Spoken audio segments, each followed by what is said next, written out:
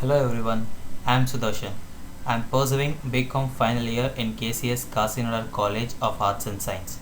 Now we are going to see about the title of the paper Advanced Cost Accounting. Under that we are going to see about contract costing.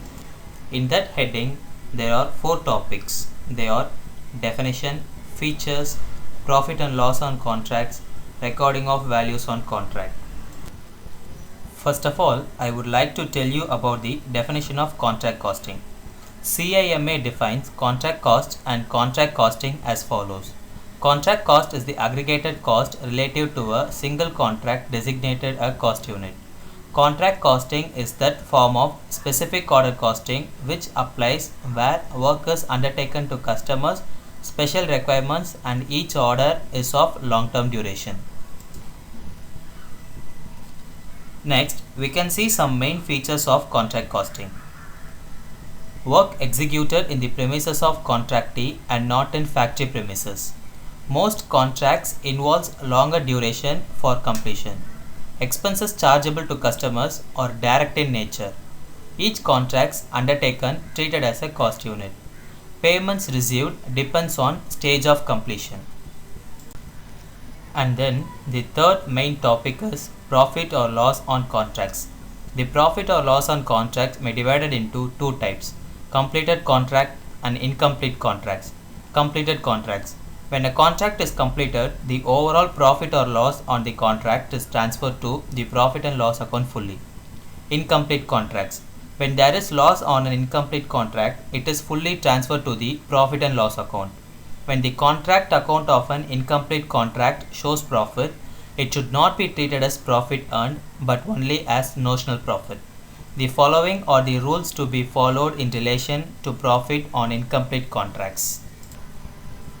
Let us see some rules which are applicable while preparing profit or loss on contracts. They are: the first point, when work certified is less than 25% of contract price, no profit should be transferred to profit or loss account. The entire notional profit is kept in reserve for contingencies. Second point, when work certified is 25% or more but less than 50% of the contract price, one third of the notional profit subject to the ratio of cash received to work certified is transferred to profit and loss account. Profit credited to profit and loss account is equal to notional profit into one third into cash received by work certified. Third point, when work certified is 50% or more of the contract price, two-thirds of the notional profit is transferred to profit or loss account subject to the ratio of cash received to work certified. Profit credited to profit and loss account is equal to notional profit into two-thirds into cash received by work certified. Here we have some formula when contract is nearing completion. The first formula is estimated profit into work certified by contract price. Second one, estimated profit into work certified by contract price into cash received by work certified. Third point, estimated profit into cost of work to date by estimated total cost. Fourth point is estimated profit into cost of work to date by estimated total cost into cash received by work certified. The fourth and last topic of this session is recording of value on contracts. Under that there are 6 points in this topic. Let us see in brief. Work certified. The certificate issued by the expert forms the basis for payments of cash by the contractee. If the contract is certified as completed, the full contract price becomes payable. If work certified is only a portion of the contract, payment may be made as per terms. The work certified is shown. Work uncertified. This is work done but not yet certified by the contractee's representative. It is shown on the credit side of the contract account and on the asset side of the balance sheet along with work certified. Retention money. The term of the contract provides that the whole of the amount shown by the contractee shall not be paid immediately but as a percentage there shall be retained by the contractee until sometimes after the contract is completed. The sum retained is called retention money.